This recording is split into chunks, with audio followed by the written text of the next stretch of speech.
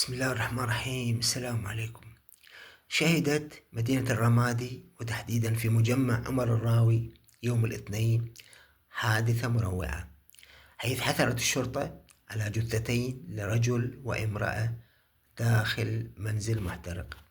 وبحسب المصادر الأمنية راحت فرق الشرطة والدفاع المدني إلى الموقع فور تلقي بلاغ عن اندلاع حريق في المنزل، وعند وصولهم تبين أن النيران قد أتت على أجزاء واسعة من المنزل، وعثر داخل إحدى الغرف على جثتي رجل وامرأة.